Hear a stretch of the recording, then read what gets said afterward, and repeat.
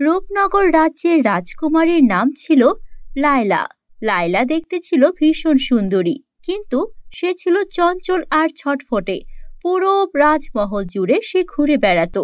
একদিন লায়লা যখন রাজমহলের নিচের কক্ষে ঘুরে বেড়াচ্ছিল, তখন ওর পা আটকে যায় একটা পুরনো কাঠের সিন্দুকে। আরে, এই সিন্দুকটা এখানে কে রেখেছে? কার এটা? তখন লায়লা সিন্দুকটা খুলে দেখলো তার ভেতরে একটা ঝলমলে সোনার লেহেঙ্গা রাখা। এটা দেখে লায়লার চক্ষু চড়ক কাজ হয়ে গেল। লায়লা দ্রুত ওর দাদির কাছে গেল আর বলল, দাদি, ও দাদি, এটা কার? দাদি ধীরে ধীরে বললেন, এটা সেই রাজকন্যার, যে একদিন হারিয়ে গিয়েছিল রাজমহলের গোপন দরজার ভেতরে। এই কথা শুনে লায়লার গা ছমছম করে উঠল। কি বলছো কি দাদি? কবে এই ঘটনা ঘটেছে আর কেন? বন্ধুরা, তোমরা যারা যারা গল্পটি দেখছো, তোমাদের নাম কমেন্টে লিখে জানাও। আমরা নেক্সট গল্প তোমাদের নাম দিয়ে বানাবো।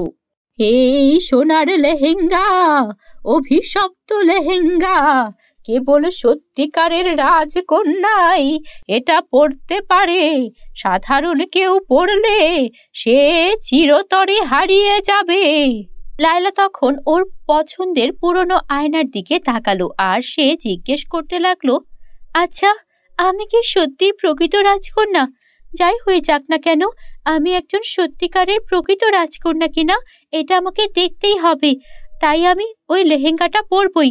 যদি আমি হারিয়ে যাই তো গেলাম, কিন্তু তবু আমি লেহেঙ্গাটা পরতে চাই। কৌতূহল সামলাতে না পেরে রাজকুমারী লায়লা সেই লেহেঙ্গাটি গায়ে চড়ালো, আর মুহূর্তের মধ্যে চারপাশ আলো ছড়িয়ে পড়ল। মুহূর্তের মধ্যে চারপাশে এত আলো ছড়িয়ে পড়ল যে রাজমহলের দেয়াল থেকে এক গোপন দরজা খুলে গেল। লায়লা তখন দরজার ভেতরে পা বাড়াতেই এক ভয়ানক আওয়াজ এলো। কে তুমি? তুমি কি সত্যিকারের রাজকন্যা? লায়লা ভয় পেল, কিন্তু সাহস করে বলল, হ্যাঁ, আমি সত্যিকারের রাজকন্যা। রাজবংশের রক্ত আমার শরীরে। আলো তখন আরো উজ্জ্বল হয়ে গেল আর একটা নরম কণ্ঠ ভেসে আসলো। তাই বুঝি? তাহলে রাজ্য তোমার জন্যই অপেক্ষা করছি। লায়লা দরজা পেরিয়ে সামনে এগোতেই দেখল সামনে একটা জাদুর সোনার মহল চকচক করছে। তখন লায়লা ফিসফিস করে বলল, এখানে কি কেউ নেই? তখন এক বৃদ্ধা বেরিয়ে এসে বলল, ছিল। বহু বছর আগে এখানে অনেক মানুষের আনাগোনা ছিল, কিন্তু ওই অভিশপ্ত লেহেঙ্গার কারণে রাজকন্যা হারিয়ে যায়, রাজ্য ধ্বংস হয়ে যায়। কিন্তু আমি এখানে কেন প্রবেশ করতে পারলাম? তুমি প্রবেশ করতে পেরেছ কারণ তুমি সত্যিকারের রাজকন্যা, যে কিনা অভিশাপ ভাঙাতে পারবে। কিভাবে ভাঙাতে পারবো? তুমি যদি তোমার হৃদয়ের সত্যিকারের ভালোবাসা দিয়ে এই রাজ্যকে গ্রহণ করো, তবে এটি আবার প্রাণ ফিরে পাবে। আমি তো ছোট, আমি কি পারবো এই রাজ্য শাসন করতে?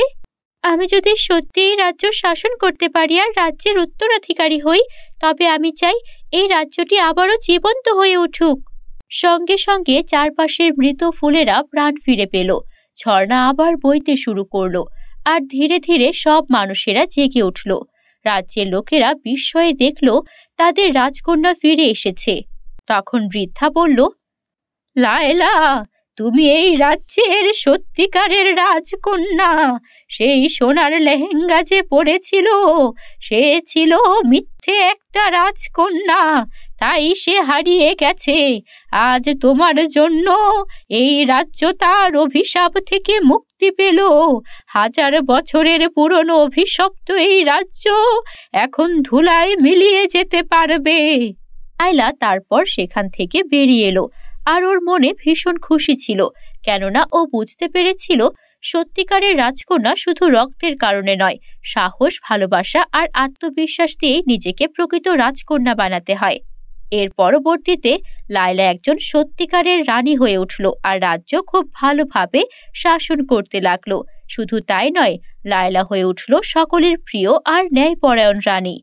বন্ধুরা, গল্পটি ভালো লাগলে একটা লাইক করে দিও, আর আমাদের চ্যানেলে নতুন হলে চ্যানেলটিকে সাবস্ক্রাইব করতে ভুলো না যেন।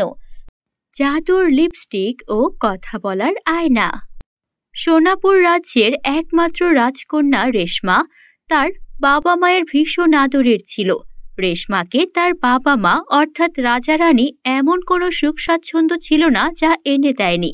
তবে রেশমা ছিল খুবই সরল মনের। ওর এসব সুখ স্বাচ্ছন্দ্যের প্রতি কোনো লোভ ছিল না। ওর ঘরে থাকতো দামি জিনিসের জায়গায় পুরনো সব জিনিসপত্র। তেমনি একদিন ওর একটা পুরনো আয়নার দিকে তাকিয়েছিল। হঠাৎ ও একটা লিপস্টিক তুলে নিল, যেটা কিনা ও ওই শহরেরই একটা বুড়িমার কাছ থেকে পেয়েছিল উপহার হিসেবে। বুড়িমা বলেছিল লিপস্টিকটা জাদুর। তখন রেশমা সে লিপস্টিকটা হাতে তুলে নিল আর বলতে লাগলো, আচ্ছা, বুড়িমা যে বলেছিলেন এই লিপস্টিকটা জাদুর, এটা কি সত্যিই জাদুর? তখনই আয়নাটা চকচক করে উঠল আর একটা নরম কণ্ঠ ভেসে উঠল, হ্যাঁ রাজকন্যা, এই লিপস্টিক যার ঠোঁটে থাকবে তার বলা সব কথা সবাই বিশ্বাস করবে। রেশমার চোখ বড় হয়ে গেল। রাজসভায় কেউ তার কথা শুনতো না। বন্ধুরা, তোমরা যারা যারা গল্পটি দেখছো তোমাদের নাম কমেন্টে লিখে জানাও। আমরা নেক্সট গল্প তোমাদের নাম দিয়ে বানাবো। তখন রেশমা লিপস্টিকটা তার ঠোঁটে লাগালো আর বলল, এই রাজ্যের খাদ্য মজুদ শেষ হয়ে যাচ্ছে, কিন্তু মন্ত্রী মিথ্যে কথা বলছে। রাজা তখন গম্ভীর হয়ে বললেন, এটা কি সত্যি? তাহলে তদন্ত করো। রেশমা ভীষণ খুশি হলো, কারণ এই প্রথম ওর কথা ওর বাবা শুনল। তখন আয়না ওকে আবারও বলল, সাবধান রেশমা, সত্যের পাশাপাশি মিথ্যেও কিন্তু বিশ্বাসযোগ্য হয়ে উঠবে। কখনো মিথ্যা বলো না। রেশমা হাসলো আর বলল, আমাকে তাই মনে হয়? আমি তো শুধু সত্যই বলবো। পরের দিন রাজসভায় রেশমা ভুল করে বলে ফেলল, আজকে একটা অদ্ভুত ঘটনা ঘটবে। আজ আকাশ থেকে স্বর্ণের বৃষ্টি হবে। রাজা, মন্ত্রী সবাই তখন আকাশের দিকে তাকিয়ে থাকলো, কিন্তু আসলে তেমন কিছুই হলো না। তখন রাজা কঠোর কণ্ঠে বললেন, মিথ্যে বলেছ তুমি রাজকন্যা, তুমি এখন কারাবন্দী। রেশমার চোখে তখন জল চলে এলো আর সে মনে করে দেখলো আয়না তাকে সত্যি কথাই বলেছিল। এবার আমি কি করব? আমি তো লোভে পড়ে এমন কিছু বলে ফেলেছিলাম যেন আমার বাবা আমাকে ভালোবাসে আর রাজ্যের সবাই আমাকে রাজকন্যা হিসেবে সম্মান করে। কিন্তু এবার কি হয়ে গেল? আয়না, তুমি কি জানো আমি এবার কিভাবে নিজেকে বাঁচাবো? এভাবে আমি কারাবন্দী হতে চাই না। হ্যাঁ, একটা উপায় আছে। তুমি যদি মন থেকে কোনো সত্যি কথা বলো বা কারো ভালো চাও, তাহলে সবকিছু ঠিক হয়ে যাবে। আমি আসলে আমার বাবাকে সাহায্য করতে চেয়েছিলাম, বাবাকে রক্ষা করতে চেয়েছিলাম, কারণ আমি জানি ওই মন্ত্রী একটা মিথ্যেবাদী। সে আমাদের পুরো রাজ্যের ক্ষতি চায়। এই বলে রাজকন্যার চোখ থেকে টপ টপ করে পানি পড়তে লাগলো, আর সেই চোখের পানি পড়লো সেই জাদুর লিপস্টিকের ওপর। সঙ্গে সঙ্গে পুরো ঘর আলোয় আলোকিত হয়ে গেল। তখন আয়না বলল, রাজকন্যা, কেঁদো না, আমাকে তুমি তোমার বাবার কাছে নিয়ে যাও, আমি সব সত্যি দেখিয়ে দেব। তারপর রাজকন্যা জাদুর আয়না ওর বাবার কাছে নিয়ে গেল। আর তখন রাজা দেখলেন এতদিন ধরে মন্ত্রী যা যা অন্যায় করেছিলেন সেই সব কিছু আয়নায় দেখা যাচ্ছে। তখন রাজা বুঝতে পারলেন তিনি এতদিন ধরে ভুল মানুষের ওপর বিশ্বাস করেছেন। তখন সে তার মেয়ের কাছে ক্ষমা চেয়ে বললেন, আমার ভুল হয়ে গেছে রে মা, নিজের মেয়েকে আমি বিশ্বাস না করে একজন পর মানুষকে বিশ্বাস করেছি। এই মন্ত্রী আমাদের রাজ্যের প্রজাদের অনেক অত্যাচার করেছে, রাজ্যের কোষাগার, রাজ্যের খাদ্য সবকিছু নিয়েই বাড়াবাড়ি করেছে। ওকেই কারাগারে পাঠানো হবে। আর আমিও বুঝতে পেরেছি আমার মেয়ে কখনো মিথ্যেবাদী হতে পারে না। আজকের পর থেকে আমি তোকে কখনোই আর ভুল বুঝবো না মা। আর তুই যে আকাশ থেকে সোনার বৃষ্টির কথা বলেছিলি, আমার বোঝা উচিত ছিল এই ধরনের কিছু বাস্তবে হতেই পারে না। আর আমি আমার নিজের মেয়েকেই কিনা কারাবন্দী করতে গিয়েছিলাম। আমাকে তুই ক্ষমা করে দিস মা। না বাবা, তুমি আমাকে ক্ষমা করে দিও। আমি সেদিন এত বড় একটা কথা রাজ্যসভায় বলে ফেলেছি। আমি রাজ্যের রাজকন্যা, আমাকে আরেকটু সাবধান হওয়া উচিত ছিল। তারপর এভাবেই জাদুর আয়নার সাহায্যে রেশমা সেবারের মতো বেঁচে গেল। আর রেশমা এটাও বুঝে গেল যে সত্য বলার জন্য কখনো জাদুর প্রয়োজন হয় না, সৎসাহস থাকলে সেটাই যথেষ্ট। এরপর থেকে রেশমা কোথাও কোনো অবিচার অন্যায় দেখলে তার বিরুদ্ধে প্রমাণ জোগাড় করত আর তারপর তার সঙ্গে সঙ্গে পদক্ষেপ নিয়ে সেটার সমাধান করত।